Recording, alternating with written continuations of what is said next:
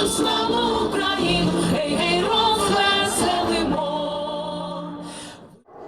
Please warmly welcome, from the 8th District of Maryland, Representative Jamie Raskin.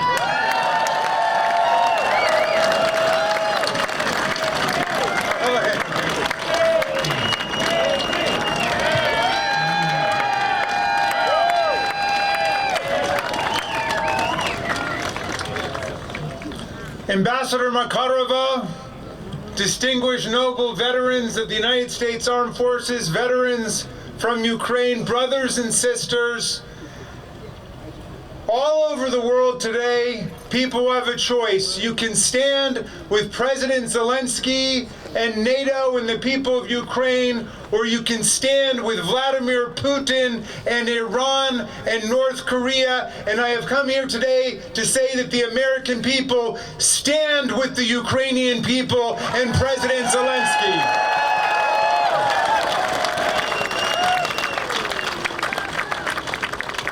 The people of Ukraine are in a struggle for democracy. They're in a struggle for national sovereignty. They're in a struggle for international law. They're in a struggle for peace and progress for people all over the world. And the American people are with the people of Ukraine from the start to the finish. When this fascist aggression first took place 2 years ago until the moment of democratic victory in Ukraine, which is coming soon.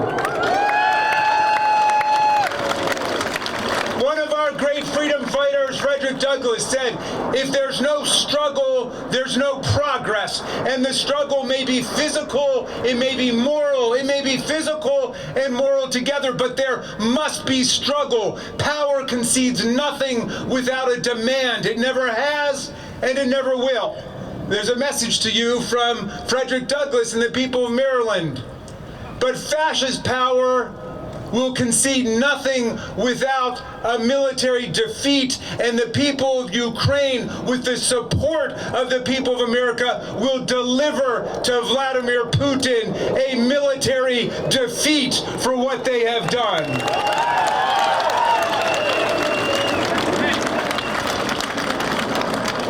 All over the world, people living in democratic nations with democratic institutions who seek to live with freedom and human rights are standing with Ukraine. But Vladimir Putin turns for support to the most authoritarian, vicious regimes in the world, to the Stalinist dictator of North Korea, to the theocratic butchers of Iran, to the totalitarian bureaucrats of China. We must organize here, the Democrats, the Republicans, the Independents, to defeat the autocrats, the kleptocrats, the theocrats, the dictators that are on the side of Vladimir Putin. We must win a victory for democracy and freedom all over the world. And it starts in Ukraine. I understand there's 750 rallies all over the world going on right now for the people of Ukraine. 750 rallies. But we've got something they don't have. We got Abraham Lincoln on our side at our rally. That's what we got. And Lincoln said at the time before our Civil War began that a nation could not survive half slave and half free. And he was right.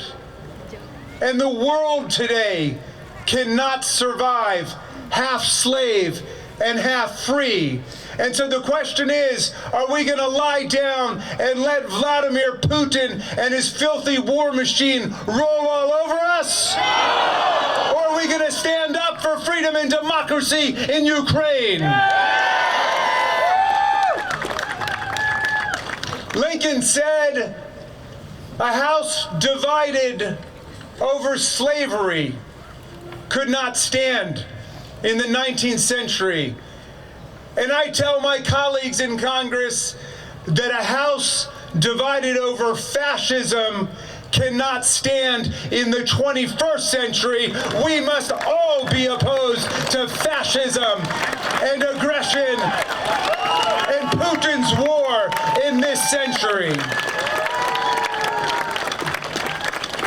I say to my friend Speaker Mike Johnson, give us a vote for aid to Ukraine. Give us a vote this week. We want a vote, an up or down vote.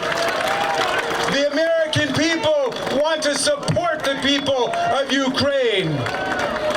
Take that bill out of your desk and let's have a vote. And if they won't do it, let's use a discharge petition to put it on the floor. Let's vote for Ukraine. Let's vote for democracy. Let's vote for freedom this week. Let's do it.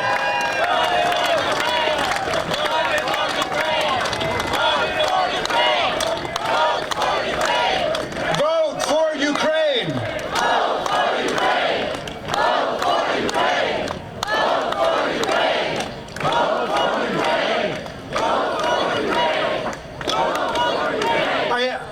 My friends, before I go, I want to leave you with the words of a great international revolutionary democratic patriot, Tom Paine, who my son Tommy was named after.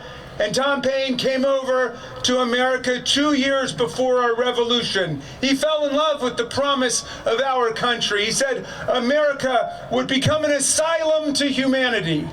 Not an insane asylum, mind you, but an asylum to humanity, a place of refuge for people seeking freedom from political and religious and economic oppression from all over the world, a beacon to democracy, said Paine. But he had to write a pamphlet in 1776. It was a very tough time. We were trying to have a revolution against the tyrants and the dictators, the kind of people that human beings had lived under forever. It had always been people like Vladimir Putin or Pinochet or Donald Trump who human beings lived under, and they wanted to create a new country based on the democratic principle with human rights for everyone.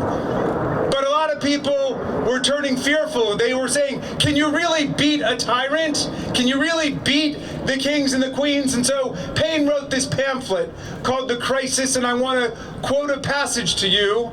I'm going to update the language a little bit at the instruction of Speaker Pelosi, Nancy Pelosi, because she said that Paine was a feminist, and that he was. So we're going to update the language so it doesn't offend modern sensibilities. But Tom Paine would be here with you today, just like Thomas Jefferson would be with you here today, just like I know Nancy Pelosi is with you here today. I can bring you the greetings of all of the Democrats in America today. And Tom Paine said this. He said, "These are the times that try men and women's souls. The summer soldier and the sunshine patriot will shrink at this moment from the service of their cause and their country. But everyone that stands with us now will win the love and the favor and the affection of every man and every woman for all time. Tyranny, like hell, is not easily conquered, but we have this saving consolation. The more difficult the struggle, the more glorious in the end will be our victory. Let's make that victory ours with the people of Ukraine. Slava Ukraina!"